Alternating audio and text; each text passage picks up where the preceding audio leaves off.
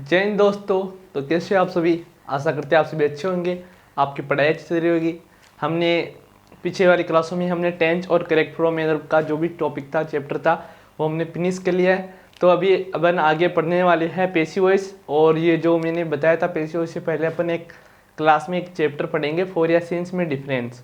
क्योंकि फोर या सिंस में डिफरेंस के क्वेश्चन आते हैं, एरर फाइंड करने के क्वेश्चन आते हैं। तो अभी अपन पढ़ने क्या जा रहे हैं, फोर या सिंस में डिफरेंस क्या होता है। तो बने रहे हमारी क्लासों के साथ। तो बताते हैं अपन को फोर या सिंस में क्या डिफरेंस होता है। एक तो होता है अपने पास फोर, एक होता है सिंस। और आपको पता है इन दोनों का प्रयोग कहाँ पे होता है, परफेक्ट कंटिन्यूअस टेंस में होता है। ठीक है, तो अपन एक एक करके फोर या सिंस में डिफरेंस देखेंगे। तो पहले देखेंगे अपन फोर में कि फोर का क्या उपयोग है। फोर का क्या उपयोग है?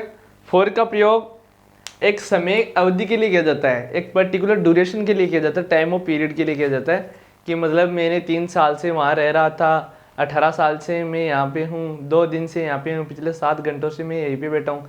तो ये ड्यूरेशन है कि समयावधि को डिनोट करता है ये। ठीक है, कि ये काम कितनी देर से चल रहा है। ठीक है, तो ये जो फोर है ये क्या करता है, यह समयावधि को दर्शाता है। समयावधि को दर्शाने के लिए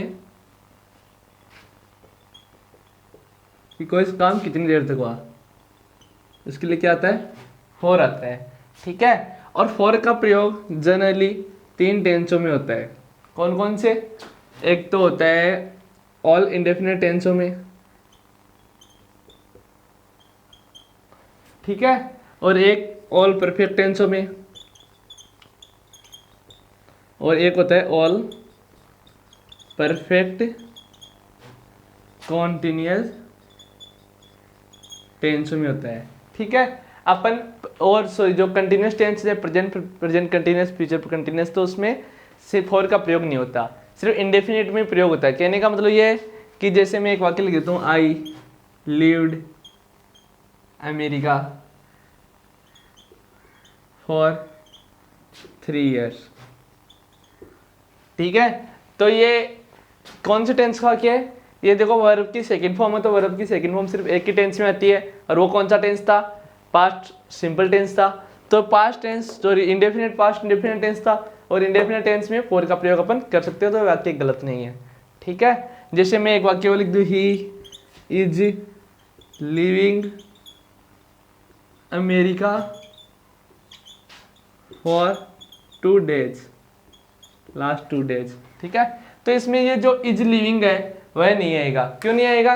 क्योंकि ये इज लिविंग है वह कौन सी टेंस का है, कंटिन्यूस टेंस का है, और continuous tense four, continuous tense के साथ फोर आता नहीं है। तो ऐसे वाक्य दिए हुए होंगे आपको, तो आपको पता होना चाहिए कि फोर समयावधि को दर्शाता है, ड्यूरेशन को दर्शाता है कि कोई काम कितने समय के लिए हुआ है। ठीक है, और ये ऑल इंडेफिनिट टेंसों में इसका प्रयोग होता है, ऑल परफेक्ट टेंसों में इसका प्रयोग होता है, और एक ऑल परफेक्ट कंटिन्यूस टेंसों में इसका प्रयोग होता है। ठीक है, तो समझ गए होंगे जो मैं आपको समझाने जा रहा हूँ। ओके, फिर नेक्स्ट आता है सिंस। सिंस का प्रयोग कहाँ पे होता है? सिंस का प्रयोग उस समय से के लिए होता है कि कोई काम कब स्टार्ट हुआ, कि सुबह से हुआ है, शाम से हुआ है, मतलब ये पीरियड ऑफ टाइम के लिए आता है। For PERIOD of time, period यानी अवधि, ड्यूरेशन, समय के लिए क्या आता है, फोर आता है। और सिंस किसके साथ आता है? पॉइंट ऑफ टाइम के लिए आता है। पॉइंट ऑफ टाइम का मतलब क्या है, निश्चित समय के लिए क्या आता है, सिंस आता है, और अनिश्चित समय के लिए क्या आता है, फोर आता है। ठीक है, कहने का मतलब ड्यूरेशन दिया हुआ ना कि 2 घंटे से, 2 दिन से, लास्ट 2 वीक से, कुछ समय से। ठीक है, तो उसके लिए क्या आएगा, फोर आएगा। और पॉइंट ऑफ टाइम के लिए क्या आएगा, सिंस आएगा, कि कोई काम कब स्टार्ट हुआ है, कि सुबह से हुआ, शाम से हुआ है, बचपन से हुआ है, या फिर ये 2 घंटे से हुआ है, 2 बजे से हुआ है।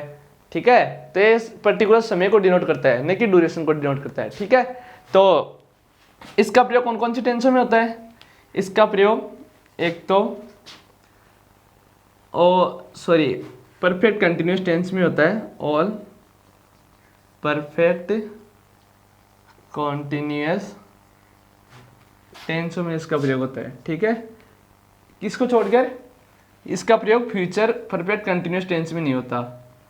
ठीक है,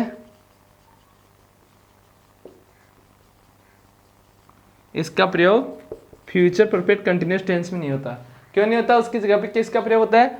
फ्यूचर परफेक्ट कंटिन्यूअस टेंसों में सिंस के स्थान पर फ्रॉम का प्रयोग होता है। आपको ये याद रखना है कि फ्यूचर परफेक्ट कंटिन्यूअस टेंस में सिंस के स्थान पर किसका प्रयोग होगा? फ्रॉम का प्रयोग होगा, ठीक है। और इसका प्रयोग एक किसके साथ होगा? ऑल परफेक्ट टेंसों के साथ भी इसका प्रयोग होगा, ओके। आपको बस इतना याद रखना है कि सिंस का प्रयोग एक तो परफेक्ट टेंसों में होता है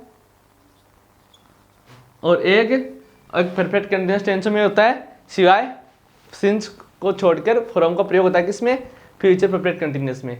फ्यूचर परफेक्ट कंटिन्यूअस में फ्रॉम का प्रयोग होता है सिंस के स्थान पे, बस ये याद रखना आपको। तो ये चीज़ें मैंने आपको बता दी है। अभी मैं बताऊंगा आपको कि सिंस कौन से टेंस में आता है और फॉर कौन से टेंस में आता है, ठीक है। तो मैं बताता हूँ सिंस किसके साथ आएगा और फॉर किसके साथ आएगा। सिंस आएगा एक तो कोई कैलेंडर की डेट वगैरह हो, जैसे 7 अगस्त, 8 अगस्त, 9 जून वगैरह वगैरह, है ना, 2023। एक कोई ईयर हो और कोई डे हो, डे यानी सोमवार, मंगलवार, संडे, मंडे वगैरह, है ना। और एक कोई फेस्टिवल हो, फेस्टिवल यानी दीपावली से, इनसे पहले सिंस आता है, ठीक है। और एक कोई आपकी स्टेजेज ऑफ लाइफ बता देते हैं आपको कि मतलब बचपन से एडोलसेंस, वयस्क से किशोरावस्था से ये हो। एक कोई समय हो किसे मतलब मॉर्निंग से पार्ट ऑफ डे, जैसे सुबह से शाम से वगैरह वगैरह ना, तो उसके साथ क्या आएगा? सिंस आएगा।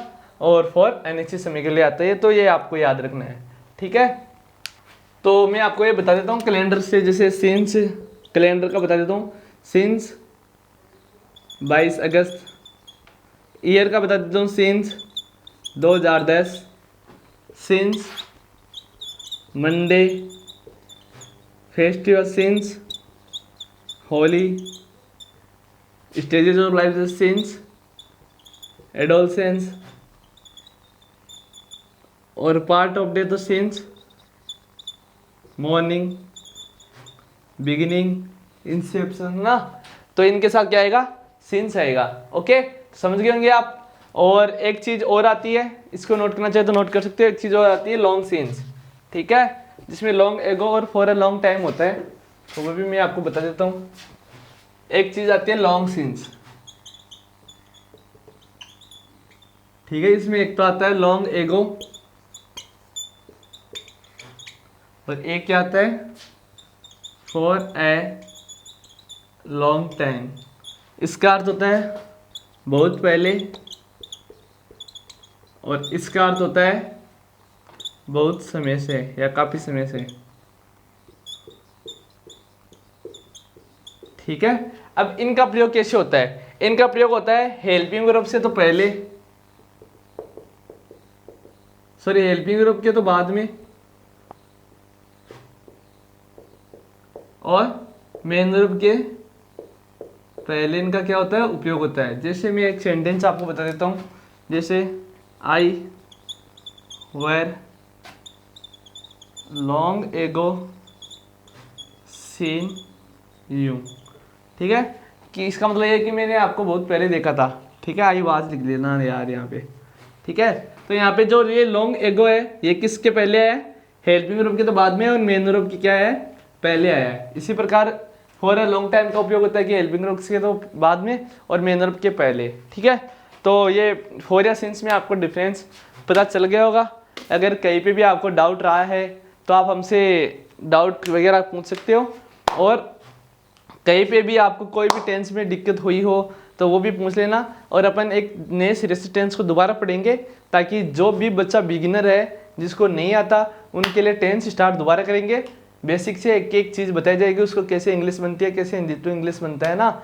और जो सीनियर प्लेयर है उनको क्या सिखाया जाएगा, जिसने मतलब वो सीख लिया टेंस वगैरह, उनको पेशियोस की क्लासेस अपन प्रोवाइड कराने की कोशिश करेंगे। तो आशा करते हैं आपको एक चीज़ समझ में आ गई होगी। तो मिलते हैं आपको अगली क्लास में, ठीक है। धन्यवाद, तब तक शुक्रिया, धन्यवाद, जुड़े रहिए हमारे साथ, और चैनल को सब्सक्राइब कीजिए, वीडियो को लाइक कीजिए और शेयर कीजिए, ठीक है। धन्यवाद।